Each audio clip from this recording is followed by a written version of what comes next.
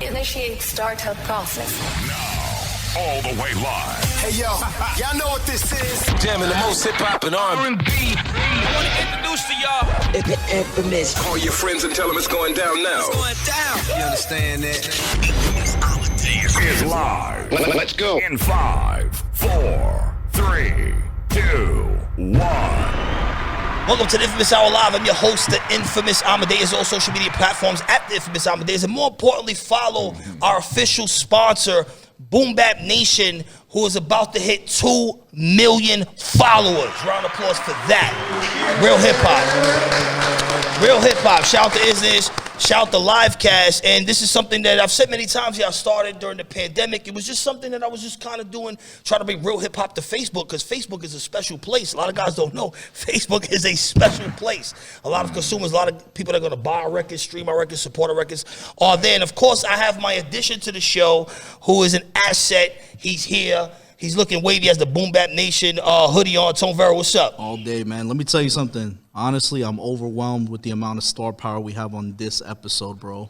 That's a fact. So, first up to the left, legendary Long Island Hempstead rapper. Hempstead in the building. Yes. I've heard multiple rappers say that he was the first fly guy that he saw. And quickly, I went to Drink Champs with Tragedy Gaddafi. And I heard Nori outside say that Grand Daddy IU was his favorite rapper, and then he reconfirmed that on a recent episode and said he was his favorite rapper. I heard a lot of guys say they look up to this guy. He was the first fly guy, the first lyricist, and he's here. Grand Daddy IU, welcome to the Infamous Hour. Round of applause for this guy pulling up to the Infamous Hour. And then, of course, the guy on the right needs no introduction. Legendary Philadelphia artist, ball game crazy, club game crazy, a lot of hotel nights, I'm sure. A lot of hotel nights, a lot of fly nights, still keeping it live for hip hop. Freeway's in the building. Round of applause for him. Applause. So Grand Daddy IU, you know, to start with you. You started really early in the game, like in hip-hop's early development, right? And, you know, in your opinion, how you think hip-hop has progressed? Because a lot of times I talk to guys and they kind of feel like it is regress. But just kind of your opinion as someone who's there early on, how do you feel hip-hop has become? I mean, right now, I mean, my thing is lyrics. But I don't find a lot of lyrics in the mainstream. But, you know, that's by design. But underground, that's where the lyrics are, and that's where it was before. But you know what I'm saying? Right now, people get it twisted and try to say hip-hop is in a bad state. Hip-hop, the underground, what we know as hip-hop, niggas, they doing, you know what I'm saying? They still doing what they doing. Yeah. Griselda's doing what they doing. They rap real hip-hop. You know what I'm saying? I heard a cat named Left Lane to Dawn from Delaware. Kid Nice. What he doing is hip hop. Rock Moss, he my man from the town. Rock Marciano. You know what I'm saying? Been fire. Yeah, been Fire. Yeah. What he doing is hip hop. Right. So hip hop is still here. You know what I'm saying? The other. Yeah. That's not my thing. To piggyback off that a little bit, because when you say by design, right? Because you know, I just interview Havoc and I've interviewed a lot of guys, and they kind of feel the same way. So when you say by design, is it almost like guys are sitting in a room like these guys are gonna be hot, or maybe they interpret, or maybe they promote only certain music a certain way to influence how the younger generation listens? Absolutely. You know, come on, like when I came up, we had PE. We had KRS-One, we had Poor Righteous Teachers, you know what I'm saying? We had cats that had messages. They banned that. You know what I'm saying? Then when they moved it to the trap or with a snap or whatever that was. The snap. I'm just saying, it got dumbed down. Yeah. Nah, why is that? Yeah. Because when this thing is global. This ain't just United States, Brazil, everywhere. And it became revolutionary with the message. They had to shut that down. Come on, man. They had to shut that down. Granddaddy, I gotta say this, man. The Shade 45 audience loves you. We premiered one of your new songs recently. People called in and were like, "Yo, this is true to its nature." Right. Like quality, I'm a purist. Bars upon bars. Now, like, I'm just saying, like, for people that don't know too much about you, like, you started with the Juice Crew, and that's like something that when people hear it, like, I can picture right now the comments are probably going crazy. People are like, "Yo, Juice Crew in the house." But yeah, that's what you're affiliated with, and like you really like have been consistently doing this for years. Like there's guys who don't even got like 50 songs, and you probably like recorded 50 songs like during the pandemic. That's enough, and but that's what artists do. Exactly. I'm sure Freeway got like a million Loaded. songs. You know what I'm saying? That's what we do. We just playing some stuff in the car. I just was telling them I'm Right. loaded. And My it's stuff AKA that they Loaded never Leslie. hear. I'm loaded.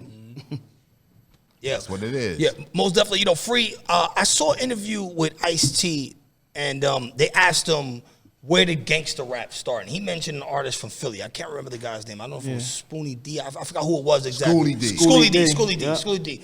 So you know, coming up in Philly, you know, and you know, Shout out Schoolie D. For you know, shout out to really my the wife, first 'cause- original gangster rapper. Right. You know what I'm saying? You know, shout out to my wife, because anytime I'm looking for independent artists to kind of rap, she's like, you got to go to Philly, because it's like Philly still keeps the ball game.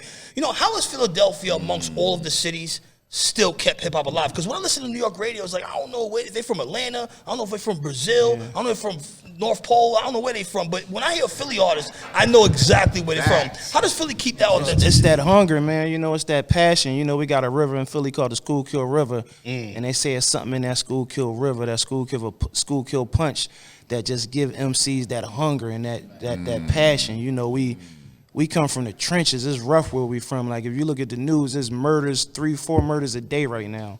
Kids, babies, like, it's crazy where we from, and everybody's scratching to get out. And, you know, you hear that pain and that hunger in the music. Yeah. Freeway, like you probably started writing when you were really young. Like Granddaddy was doing his thing in the early '80s. He was already like in the game. Yeah. You got to witness like the rise of hip hop. Sure. How yeah. old were you when you started writing? Shit, probably like 6, 7, 8. Like I started in school. Like I used to like poetry, just like putting words together, you know. And like my music teachers all loved me. Like, you know, they all used to tell me I was talented. I did rap contests in school. I started early, you know. Somebody just posted a video on Instagram of me rapping at a place called the Underground Arts in Philly. I probably had to be like 13 or 14 in the video. So I've been doing it for a minute. Yeah, hey, speaking of doing it for a minute, Granddaddy IU. So story goes, you gave your demo tape to Biz Markie, obviously, right? And then obviously you went on the Cold Chillin' Records. Right. So and there was a lot of guys, because I believe Cold Chillin' was under Prism, so G-Rap was there, right? Who else was No. Cold Chillin' was under Warner Brothers. Under Warner Brothers. So just talk about the relationship with Biz Markie, because he really means a lot to the culture. And obviously, you know, he's dealing with some stuff right now. Yeah. But, you know, just talk about how that relationship developed and how you actually ended up getting your first deal. Well, basically, my man, this cat from my town, big up to Jeff Spencer. We call him Pusshead Jeff. But Pusshead Jeff. Yeah, somehow he was cool with Biz. You know what I'm saying? And back then it was like everybody didn't make a record back then. So when niggas made records, you was a star, regardless. Just to have a record in general. Like, Yeah. You know what I'm saying? Like, so Biz was big. So for Jeff to be hanging out with Biz, we like all of a sudden his respect level went up. But anyway, long story short, he called me because Biz got a production deal, a 5-artist production deal, but he didn't have 5 artists. So he's scrambling looking for artists. Yo, Jeff like, I know this cat from my town, nigga IU, nigga nice. They called me, yo, what up? I got Biz right here. I'm thinking this shit is a game. Like, Frank, fuck you got Biz calling me. It's all good. You know what I'm saying? Yeah. Pardon my English. But anyway, long story short, we met up. He signed me to his production deal, and through that we got the joint with Cold Chillin'. Cold Chillin', yeah. So it was Biz Productions, Cold Chillin' / that shit, and then Warner Brothers. Can you explain real quick to the independent? We have a lot of independent artists that watch this. Right. The difference between a record deal and a production deal, right? Because as I interview guys, they mention this production deal. So, like, what is the main differences between the two? When you sign a production deal, you sign into the producer's thing. Okay. And then what the producer got a distribution, whatever, with the label. You not signed to the label, you signed to him. He signed to the label. Yeah. He got the, you know what I'm saying? I didn't know none of that at that time. So, but in the contract, if me and Biz get into some type of conflict, then I can go to them direct. Okay, they get first dibs on me direct. If me and Biz have a breakup or fallout, and I get out of that contract, they got first dibs to snatch me up. So that's what happened. After the first album, I discovered, hold up, how this nigga get half of my publishing and this, that, and the third word, and I did my whole, you know what I'm saying? Yeah. I did he wasn't even there. No disrespect to him, because, you know what I'm saying, he going through what he going through right now, but truth is truth, you know what I'm saying? So when I found that out, I got out of that. And then I was under Coach Chillin'. Just me direct, Coach Chillin' and Warner Brothers. Daddy, that sounds like you spend a lot of time like on the business side, like having to explain it to like these younger cats too. Do you feel like a lot of younger guys come to you asking for that information, or they just wanting to know? I don't know that. Like, listen, I tell cats, this shit change all the time. You know what I'm saying? I got jerked. Everybody got jerked. They first go around. You gotta learn. To this day, I'm still learning. So I'm not trying to. I tell niggas what I know. Like my man Shorty Shop, I get some information, I send it to him. He's young and upcoming. So if you could be the person that's sitting in the office designing these contracts, what would you do differently for the younger generation? Like, how would you want to benefit them so that way they don't get jerked the way you said you got jerked? I will make sure that they get what they do, and I will not try to own a nigga masters. And old niggas trademarks and this, that, and the third word. Like, listen, I know if I didn't write, produce, none of that. If I'm not in the studio, you bring me a full project. How can I own that? Anyway, let's talk to Freeway. Major Key, I want to talk. You definitely telling the truth, OG. Like he's telling the truth. The power is in ownership. You know what I'm saying? Ownership is everything, man. So when we're signing these label deals, because obviously you guys have been on majors, right? And now we see guys like Steve Stout with United Masters talking about independence, owning your masters. Was that possible in the Rockefeller days or in the Cash Money days? Like, was that even an option? I was fresh off the block, so we wasn't even thinking about owning our masters or none of that. You know, we wasn't even thinking about none of that. You know, by the grace of God, I was signed to some real niggas, so they gave us the game, like, make sure that we was on point. They made sure we knew what we supposed to do, made sure we paid our taxes and all that stuff. And we learned as we was going on. But when we first got on, we wasn't even thinking about owning masters or nothing. We was just happy to be on the radio. Right. Yeah. It's just like sure, man. But it's definitely power and ownership. Ownership is everything. That's a fact. And I'm thinking about one of these songs you were on. One of my favorite. You had a feature verse on it. It was a Faith Evans song, "Burning Up." Yeah, "Burning Up." Yeah. I always like to ask artists. Shout out to but Faith. like, That's my sis. That's a fact. Shout out to the Diddy. video looked really fun. Yeah, it was dope. We flew to LA to shoot the video. Me and my man from my block. And it was crazy. My man, I got in trouble with his wife because he was like in the video, he was acting and getting the girl number and all that, and his wife really got mad at him because of that. But it was lit though. Diddy was there. Missy. It was lit, man. It was a great experience early in my career. When y'all recorded the song, did y'all meet at the music video set, or did you guys record it in the studio and then also do the video together? I recorded mine with Just Blaze. Shout out to Just Blaze. He very influential in my career. He got me on a lot of big records. I used to be in the studio with him while he was cooking, and that was one of those situations. He's like, "Yo, I need you to get on this joint," and I did what I did, and they put it together. Next thing I know, we flying to LA to shoot the video. Yeah, Free. Obviously hip hop. We've been suffering the loss of our icons. Yeah. DMX, Black Robin. It kind of goes down to DMX not only to mental health, but just health in general. For sure. Are we witnessing the repercussions of being an artist, the pressure of touring. Is that kind of like what we're witnessing in 2021? Man, listen, let me tell y'all, September of 2015, I was diagnosed with end-stage renal failure, which is kidney failure. I had to do dialysis from September 2015 to February 5th, 2019, where I received my gift of life. I received my kidney transplant. And all these things came from my lifestyle, the way I was living, like just the lifestyle of an artist, just recording, being in the studio late night, ordering cheeseburgers, pizzas, touring. As soon as you get off the stage, 2 in the morning, you got to eat something. You getting fast food, you know, smoking, drinking, just a constant lifestyle of on the road, on the go. You know, early 2015, I was feeling extra fatigued and extra tired, more than normal. And naturally, I thought it was just from me working and me being on the road, but it came to a point where I knew something was wrong. I would get tired just walking to the car. And in 2010, I was diagnosed with high blood pressure and diabetes. So, you know, I started taking medicine for that and, you know, started dealing with it. But as time passed, I was still taking my medicine, but I started eating crazy again, you know, and all those things affected me. 2015, I was diagnosed with kidney failure. You know, that's why I founded a company, Freedom Thinkers Academy. It's music, it's health, it's education and culture. You know, all the things we involved with in health is very important. You know, I'm the ambassador for the National Kidney Foundation. You know, I work with Gift of Life, and I go around and, you know, encourage people to take care of themselves.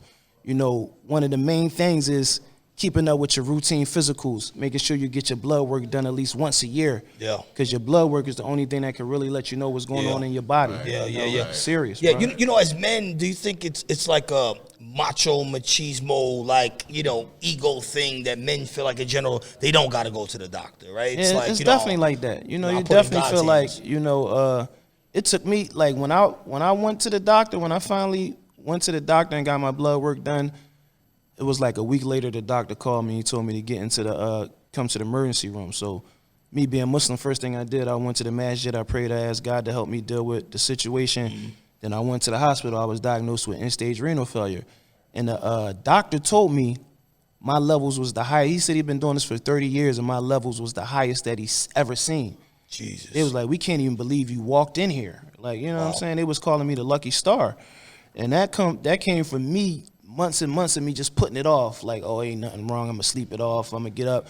You know, that's just a man thing in general. Like, we hate to go to the doctors, we hate to go to the hospital, we hate to feel weak, we hate to look weak, you know, but I'm here to tell y'all, man, you gotta go to the doctors at least once a year, get your blood work done, keep up with your routine physicals, because it could be the difference between life and death. Yeah. If I wouldn't have went, they told me if I'd have waited a couple more weeks, I wouldn't be here. Wow.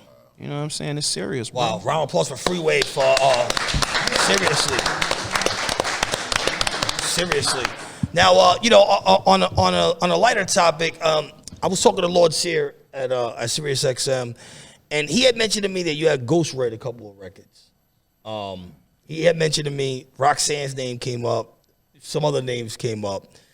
Was there ever a record that you wrote for someone without having to, because obviously whatever's the business is the business, but was there ever a record that you wrote for someone, he was like, damn, I should have kept that for myself? Nah. Nah? Nah. Wow. Nah, absolutely not. I mean, because once you get assigned a job, your mindset is for that person. You know what I'm saying? Yeah. So you always come up with other stuff. So it's like, all right, they got that. Yeah. Check is a check. Yeah. The mentality has to be different, obviously, right? Because you have to actually put yourself in their position, especially if it's a female. Yeah, if it's a female, for sure. But if it's a dude, more than likely, same. You know what I mean? Yeah, same scenario. Yeah. Dude is dude. Yeah. Freeway, you mentioned that you were in the studio with Just Blaze. Now, being signed at one point to The Rock, right? Mm-hmm. You were around a lot of other talented guys like the Young Guns. Yeah. Rel, you know, just Petey Crack. Was there ever like competition in the studio to get on a track? No, it was always competition. You know, it was always friendly competition. Still sharp and still. Like hip hop. Baseline. Imagine Dipset being in one room, State Property being in another room, Bleak, Jay just left out the B room. Like it was always competition, friendly competition, and still sharp and still. You know, it's animals in the studio, so you know you got to come with it. Period. Yeah, most definitely. I kind of feel like when State Property came out, guys' flows changed. Let's be clear. It's not only Hove, it's a lot of people flow changed. They started to just swag differently and drag their words differently. Do you think, Philadelphia artists don't get respect enough for bringing that type of element to the game? I mean, I think they know. People know what it is. I feel like we get it. Round of applause for this guy. They know. They know. Hold up, I want to ask you. When y'all did the joint, was you feeling any type of pressure to outdo Jay or not let him outdo you? Which one? The What We Do? Even though. What We Do, that was classic. That's the fire. The fire. We got so many of them shits, you know what I mean? Talk about. Yeah. No, but that was another one of those legendary moments I just was telling y'all about. Like, I'm in the A room recording my verse, and I originally called Jay in there to just say to keep going, because that's something that I picked up from Jay. Like, he would have a record and he would bring like an extra element, like a different voice to just make the record a little doper. So I'm like, damn, Jay in a pool room, so I might as well call him in and say to keep going. So I called him in. I was like, I want you to listen to the joint. I want you to say to keep going. So we listened to it, and he's like, all right, I got you. He sat on the table for like 10 minutes. I seen him start mumbling to himself. Oh, shit. I'm like, oh, shit. That's how I call it. Yeah, go down. So he went in the booth. One take, whole never slacking, man. Has it been in the black range faster than the red? And then he, after he finished his verse, I did a lot of bars on that joint. So he was like, I'm gonna come back and I'm gonna finish it. I gotta make a run. So I was like, all right, bet. So when he left, a couple hours later, Beans wound up coming to the studio. I'm like, I just did this joint with Jay. It's crazy. He's supposed to come back and finish it. So I let Beans hear it, and he was like, man, I'm jumping on this shit. And he put his verse on there, and the rest is history. Yeah. Speaking of legendary MCs, Grand Daddy IU, you made an appearance on Big L's first album. And, to me, I kind of feel like, had we not lost some of our legends like Big L and Big and Pac, things would have been different. But how much of an elite lyricist was Big L? Because when we mention the greats, it's like I kind of feel like he's not mentioned. Like, I do my part as a DJ. I always make sure Big L, you can go back to my playlist, I make sure Big L's at least in, every other day, guys like Big Pun. But Big L in particular, like, how crazy was he on the mic? You already know. Come on, come on, son. Like, Big L. Yeah. He wanted it. Like, listen, shit Big L, man. Shit don't happen nowadays, but like back in the day, like when I used to get writer's block, Big L, one of them niggas that you throw on and get you right back in the zone. Like, you know what I'm saying? Big L was amazing. That's what I'm saying. That's what I'm lacking right now, because I can't put it on. I can't find nobody that. You could start with my last project I just dropped on Rock Nation. It's called Think Free. Seriously. Start with that, and then I'm about to drop some new shit that's crazy. I got you. Trust me. So is that kind of the reason why we've had gaps between albums? Because we had 3 years from the first album, then we had almost 10 years to the third album. So is it like lack of inspiration? Because radio changed a lot, obviously, right? From the time you started in 90 to now. So is that kind of why the fans always asking, yo, what's up with Grand Daddy IU? From the second joint, from there until the third project, right? I didn't even understand that once Cold Chillin' lost their distribution, I was out. I could have been out. They ain't telling me that. I could have been out once they lost the distribution with pardon me, excuse my English, but with Warner Brothers. After remember when Ice-T came out with the Cop Killer and all that, and they was like, yo, all that gangster rap shit is over. Yeah, it's over. Yeah. You know what I'm saying? So they dropped. They got they dropped Cold Chillin'. So it was a whole time where they was looking for distribution, and I didn't know. And then it kind of spun back, yeah. So, but to go back to your original point where you were mentioning about people dictate, because obviously Ice-T, who was the cause of this whole thing, goes on to have a television career for 20 years. So you know what I mean? And guess what? The goddamn Cop Killer song wasn't even hip hop. That shit was rock and roll. Yeah. Fuck that had to do with us. Remember that, right? Am I right? Facts. Now I want to get into some brass and tacks. When you guys are in the studio, what's your writing process like? Are you guys old school with the pen and paper? You writing your phone? You just go off the top? I ain't had no phone back then. I just go off the top. Anything that y'all heard from me since the beginning, since Why Not Hustler, Just came off the top. Really? No writing at all, no? I put the beat on, I think about it, I put the verse together in my head, and I go lay it. You know what's crazy? I saw Styles P do this a few times, and I was bugged out. So wait, because that day, that time, that session. Whoa.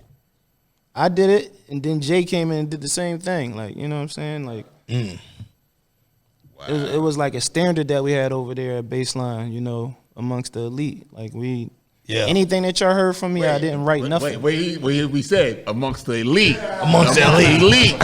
Amongst the elite. It's levels to this shit. There's levels. So here at the Inphamus Hour, we have a brand new segment that we're doing. It's called Top 5. We've done everything from Top 5 burgers to Top 5 this, Top 5 that. So today's question is Top 5 producers that got bars. We'll start with Freeway, and then we go to Grand Daddy IU. Top 5 producers with bars. Top 5 producers that got bars? Yeah. You know, number 1, Kanye.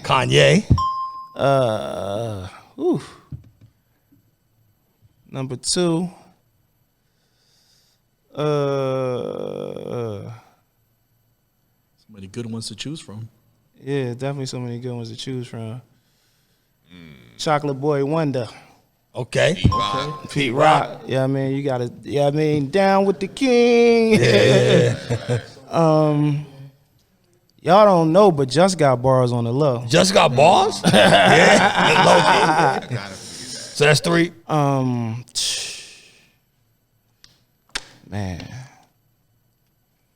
who really got bars though? Like, well, of course. Damn, I probably gotta put Havoc number 2. Havoc? Yeah, you know, cause I know Havoc for bars even before the beats. Like, you know what I mean? Before I knew he was producing them shits, I was locked into the flow. Yeah. You know what I'm saying? And then like for him to be able to produce at that level too, like I take my hat off to Have. He talented. Yeah, he changed the game. Definitely changed the I game. think I got one early. more. What else you got?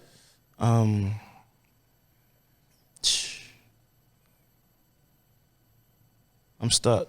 Q-Tip? Oh man. Large Professor? A few of them. Man, I was about to say Large Professor. I gotta like definitely love Large Professor, but Q-Tip, man, you know, Q-Tip, man, Q-Tip special, man. Yeah, he was. Yeah, Q-Tip was super special. Grand Daddy IU, top 5 producers with bars all time. I was maybe Diamond D. Ooh, that's a good one. The clutch. You don't know Slick Rick. Slick Rick. Slick Rick produced a lot of his own joints. Did he? What? Really? What? I didn't know that. Yeah, man. Look it up. Learned something new today. Curtis Blow. Curtis Blow. Because Curtis Blow produced for the Fat Boys and everybody else. But, I didn't even know that. Yeah, that's a fact. So that's 3. I gotta say, like my man said, Pete Rock. Legendary. I ended off with Large Professor. Large Professor. Round of applause. They top 5 list. Top 5 list. Large Professor. Granddaddy IU, I've learned not to hate on where people are from. You're from Long Island, but you're repping the Nets hat. I like that, man. They get matched. That's it. That's all they gotta do. Did you spend a lot of time in Brooklyn, though? Not a lot. I got people there. I got people in all the boroughs. Yeah. You know, do you think that like some guys were, you know, not to put anyone on the spot, some guys were afraid to rep Long Island in a sense, right? Oh, absolutely. So like, you know, like Prodigy, Absolutely. you know, it is what it is. They reference him to Queensbridge, but he's really from Long Island. And in a sense, it's also like marketing, because like if you look at like a lot of guys from Death Row, like I've had a lot of guys on the show. Corrupt is from Philly. You equate him with West Coast. Edie Amin, Corrupt he's from Philly Coney legend. Island. He's from Corrupt. Coney Island. They affiliate with him from West Coast. So is it more affiliation, or is it more just staying away from your original territory? I think, cause like with me, I'm originally from Southside Jamaica, Queens. I was born there, but I moved to Hempstead, Long Island when I was 8. So from 8, you know what I'm saying, when I got in the street, I'm like 12, 13. So from there, everything I learned that made me who I am today, to me, that came from Hempstead, Long Island. You know what I'm saying? So that's why I rep Hempstead like the way I rep Hempstead.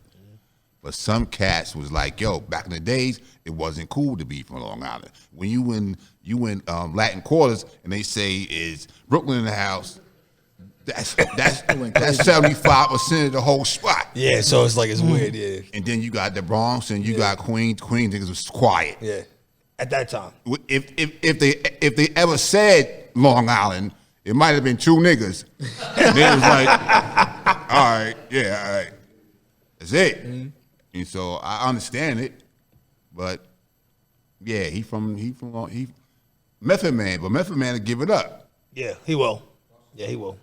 Buster from Uniondale. Yeah, Buster. There's a few people. There's a lot of people. Yeah. And for the record, Corrupt rep Philly.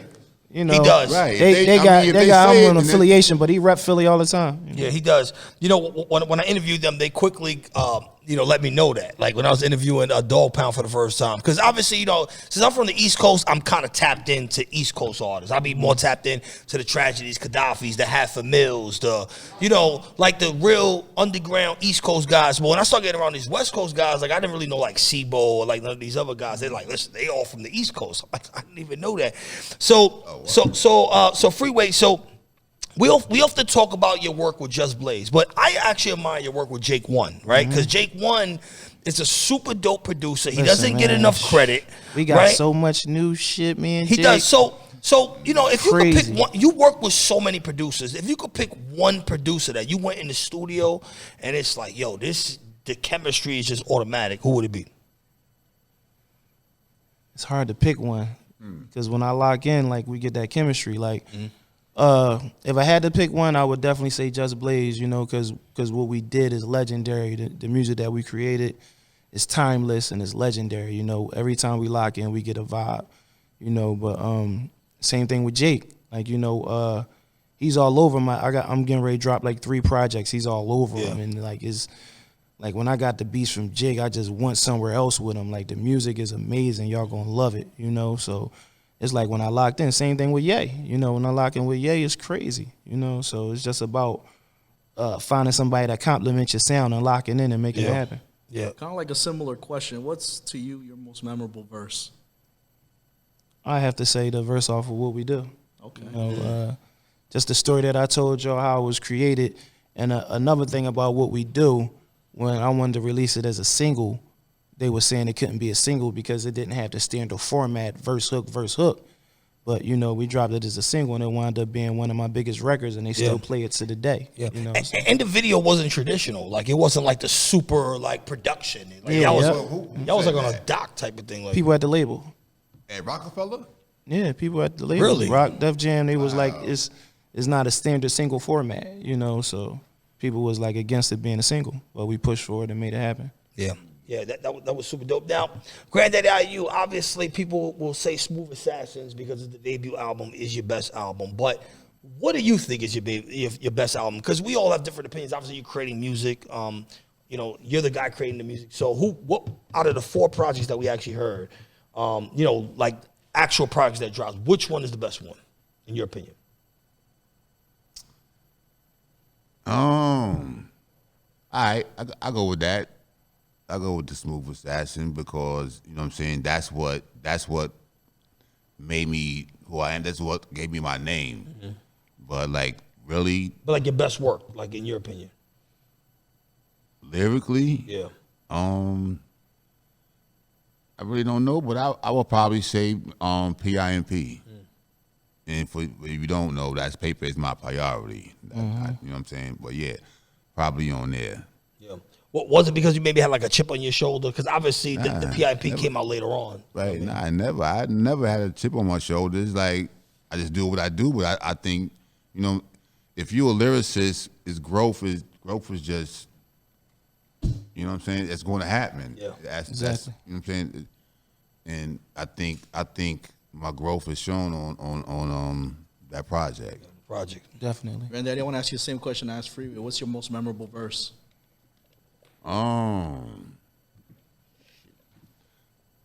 don't know, man, because I got a lot of, you know what I'm saying? Like when you write, you just write. I got a lot of verses, and some of that shit I don't remember. Tell you the truth, but. Yo, another producer I can't forget, my man Bink Dog. You know, we created a lot of great music together, and sometimes it get overlooked.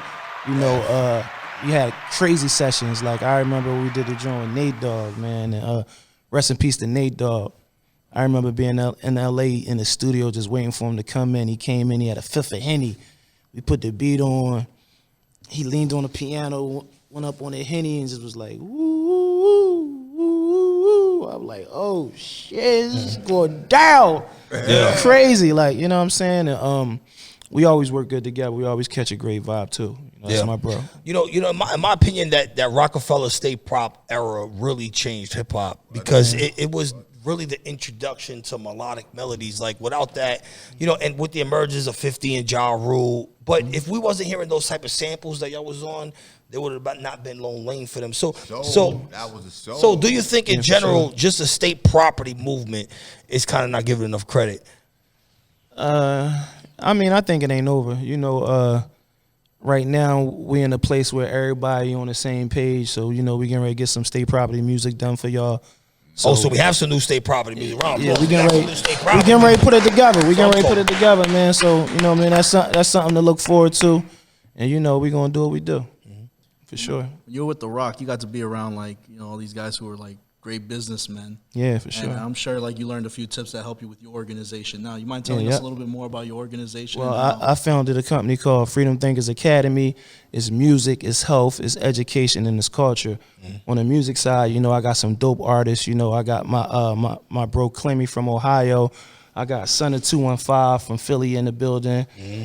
We got a 12-year-old artist named Cartier Young. That's amazing. He go in the studio three or four songs at a time. Like he remind me of me when I was young. How he work, how we go in. You know, we got Sandy Benjamin. We got Jay Huff. We got my bro Dro. Like, you know, we got some dope artists, and we gonna drop a Freedom Thinkers compilation soon too.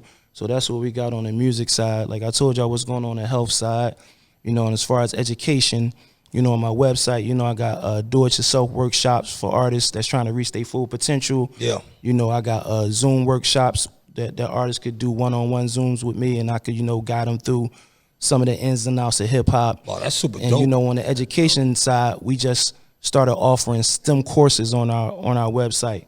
So you can go to my website and you can sign up for a STEM course and go right into the workforce. You could get a workforce certification and go straight into the workforce when you complete the courses. And we got all certified teachers. And, you know, we just trying to better the community. Round of applause. That's super dope. You know, where I'm from in Philly, you know, it's a lot of stuff going on. Like, it's a lot of violence and it's a lot of negativity. And I feel like the majority reason behind it is these kids and these young adults don't have no outlets. All they got is the streets. I know when I was coming up, all I had was the streets. That's why I turned to the streets. I didn't have many choices, you know. So at Freedom Thinkers Academy, we trying to provide choices for these young people. Yeah, can we bring 215? Pull up over here, grab a mic real quick. I want to ask you because just pull up over here because I find it interesting. I just had Nice the Future on the last episode with Havoc. Let's pull up a mic and I mean FTA in the building. So look, they got to be pressure because I mean you're co-signed by a legendary Philly guy. You know what I'm saying? It's just a legendary rap guy in general. So I mean, just coming in with that type of co-sign, like what does that mean to you? Oh man, you know it's bigger than a co-sign, man. You know what I mean? It's my OG. He a mentor. Like, you know what I'm saying? Just being around him and getting to catch the vibes and the juice is more than enough. You know what I mean? Bigger than any stamp could be. Yeah. But it's still dope. You know what I mean? But it's bigger than anything, man. It's Philadelphia. This is the soundtrack of Philadelphia right here, right in front of a young man's eyes trying to come up and do it. No doubt. I mean, listen, we got 2.5 million people. You got some bars for us right now? Oh, man. Dang. Free, that's what they want. They want some bars. We need some bars. Let's do it. Let's do it right now. Let's do it. Hey, yo. Free your mind, free your thoughts, then you free yourself. And when nobody believes, please believe in yourself. Freedom thinker, I thank free for the free advice.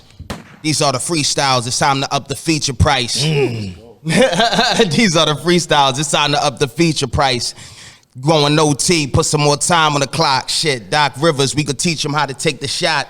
Flow numbing like some morphine. Thinking that you sick of, please tell them I'm the vaccine, and I'll explain what that means. Lyrical assassin, beats that we jacking. Thriller Mike Jackson, you down the district, you try and tell it to the captain. Rats get the casket, and that's just what happens.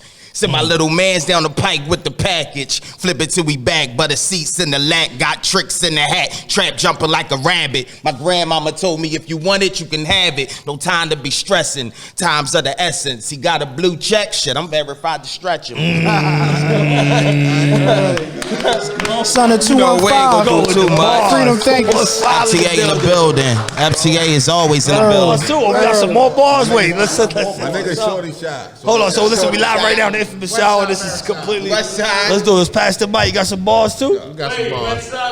Let's do West it. side, Merrick side, you know how we Let's do do it. Let's do it. Hey, y'all. Hold on, you want to pull it on this side? What you want to do? Shorty shot. Shorty shot. 2 E's at the end. Wait, listen. So first of all, Shorty shot Merrick. West side, Merrick side. All right, Merrick side. Let's do it. Hey, yo, ain't no more tissue. Go buy your baby some polo diapers.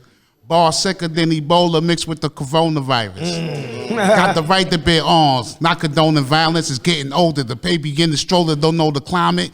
Think you be grinding and rhyming. This for likes and comments. If the fine print lopsided, I am not signing. They forgot about the fights over the top rhyming. You out of your noodles. You obviously doodle. God damn it, you transparent. I can see through you. I'm opaque. I break both legs. I never knew you from a can of paint. First candidate, watch his hands and shake.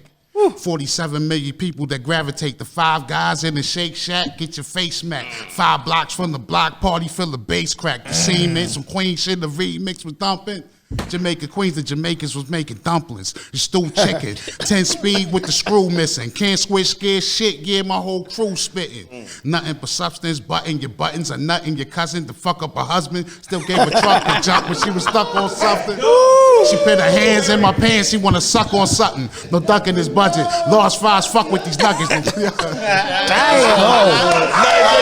what's up? Hold on, we got more bars. Nice, pull up. Bars. Wait, come here. Bars. Nice, what's up? Nice, you got bars too, what's up? You got bars? Nice for the last episode. Listen, this is some real hip hop. Round of applause for the people coming through. You already. So guys, yeah, and I appreciate you definitely. We doing on the fly. So listen, Freeway Grand Daddy IU. Final question before we get out of here. All right. What is the legacy of you guys? I mean, you guys have left imprints on hip hop in different ways, obviously. Free and then Grand Daddy IU. What is your legacy? Well, when I first started with the music thing, I just wanted to be the best that I could be. Mm-hmm. I just came in to feed my family. But now it's way more than music. What I've been through. With the health situation and everything, like. It's way more than music. I feel like it's everything that I'm embodying at Freedom Thinkers Academy: music, health, education, and culture. I just want to leave my mark in the world. Yeah, most definitely. Granddaddy IU, round of applause.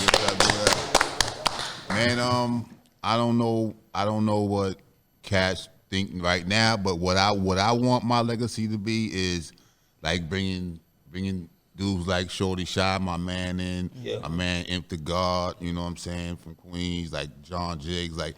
Bringing the younger niggas up into it, you know what I'm saying? That's still keeping a tradition. Yes, you know what I'm saying? Yeah, most definitely. I'm good. Most definitely. Round of applause for Philadelphia Freeway and Granddaddy IU. This is Inphamus Hour. I'm your host, Inphamus Amadeuz. You can listen to me, Boom Bap Nation, of course, Thursdays, 9 p.m. Eastern Standard Time. You can watch these interviews. You can watch it back. You go to Spotify, iHeartRadio, and, of course, listen to us on all the FM radio stations. Listen to Tone Vera on SiriusXm, Shade 45 every single day. Listen to myself Thursdays, 3 to 4. And apparently I'm going to be on Mondays, too, so tap in. And shout out to Boom Bap Nation Livecast. And it's social media real quick if they want to follow you and follow your foundation you got. On Instagram, mine's is Philly Freeway. It's Freedom Thinkers Academy. On Facebook, it's Philadelphia Freeway. On Twitter, it's @PhillyFreezer. Most definitely. Granddaddy IU, social media. Instagram, Granddaddy _ IU. Granddaddy Granddaddy.bandcamp.com. Yeah, the classic. That's it. And the website is www.freedomthinkersacademy.com. Most definitely. Tone Vera. Yo, on Instagram across all board, Tone Viera, TONE.VIERA. That's right. Follow me at the Inphamus Amadeuz. Till next time, peace and blessings. Stay COVID-19 free, safe. See you next week. We out of here. We out.